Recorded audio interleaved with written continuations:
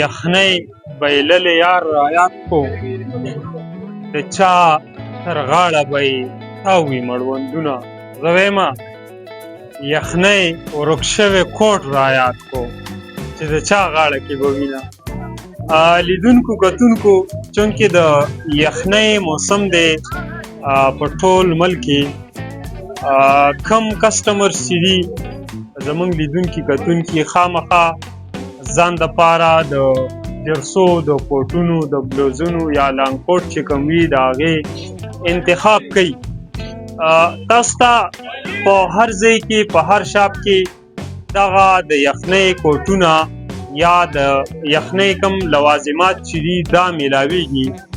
خو که موږ وګورو په صوابۍ کې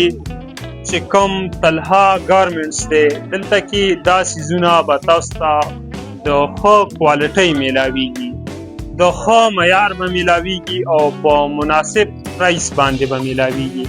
نو لہذا زمونږ چې د کوز بونیر یعنی د لور بونیر چې کوم ایریاز سره تړلي خلک دي یا د دغه صوابۍ د ارد ګرد خلک دي دوی ته موږ وایو چې تاسو راشئ په عبدالرحمن پلازا کې چې کوم طلحه ګارمنټس والا دي د دوی ډیر ښه سروس دی دلته کې تاسو په ډیر مناسب پرایس سره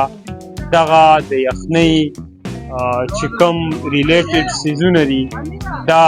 ترلاسه کولی شئ دا ټایم د دغه دکان آنر ابراهیم سره ولاړ یو څوک چې ډیر خوش اخلاقه انسان دی د څه ټایم نه راغلی ما خپله مې هم ځان ته یو بلوز اغوستو بلا هنسي مذاق ورسره وشو خو دوی چې کوم دی کسټمرز ته روڼ تندی ساتي تنګېږي نه زموږ لیدونکو کتونکو ته څه ویل غواړئ تره ټولو لیدونکو ته وایم چې چا د جاکټې ماکټې نه وي نو په سټور ټکر وزټ وکړئ طلحه ګارمنټس ته ځان له مثال دا په صوابۍ کې چېرته دی دا ثمرګل مارکیټ کې عبدالرحمن پلازا کې او مین چوک سره نږدې مین چوک سره نږدې دغه د دوی دکان دی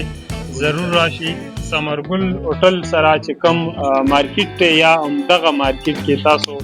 د دوی سره دغه د یخنۍ لوازمات موندلی شئ مهرباني